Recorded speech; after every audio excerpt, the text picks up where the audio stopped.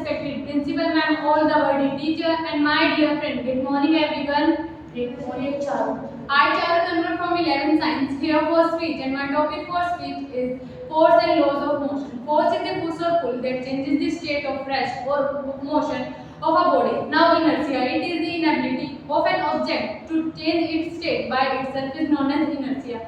For example, a vehicle is parked outside. It will remain at rest until any external force is applied on it. From this, Newton's first law, some statements can be: if a body is at rest, then to set it into motion, some external force is required. If a body is moving in a constantly speed in a straight direction, to increase or decrease its speed, we have to apply some force. So, external force is required to change the speed of the body. If a body is constantly moving, to change its direction, some external force is required to change its direction.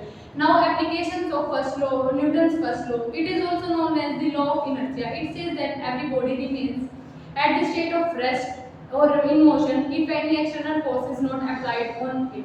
When a bus is moving, suddenly it stops. The passenger falls forward because the lower part of the passenger is in contact with bus. When the bus stopped, it also came at rest, but the upper part of the body is in motion due to the inertia. As a result, the passenger falls forward.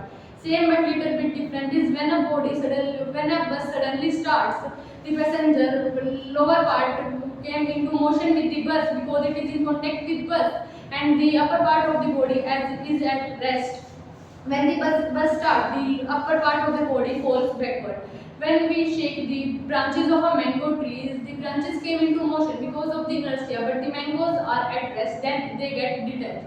When we hit a carpet with a stick, the carpet came into the motion, but because the law of inertia, the dust is at rest and removed from the carpet. Now, Newton's second law, it states that the force acting on a body is equal to the rate of change of momentum, and or mathematically it is F is equal to ma, where m is mass, a is acceleration of the body, and F is force. Now, some application of the Newton's second law. When we kick a ball, the force is exerted by our body on the ball, and on the ball, the stronger we kick the ball, the stronger the force is applied, and further away the ball will go. Now, second one is when we push a empty cart in the supermarket, then the loaded one, more and more acceleration is produced by more weight. When two people are walking, one is having heavier weight than the other.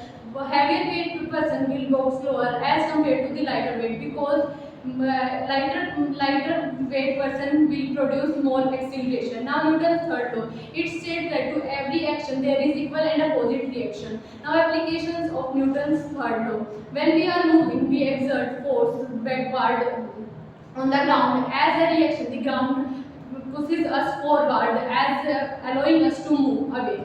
Now, when we are swimming, we apply force to the water, and water moves downward. Same as the reaction, the water pushes us forward by paying equal and opposite force. When the bird is flying, it pushes the air downward. As a reaction, the air pushes the birds forward, and as an equal and opposite reaction. When a fish swims, it pushes the water backward. As a reaction, the water pushes the fish forward as an equal and opposite reaction. This is all about from my side. Thank you and have a nice day.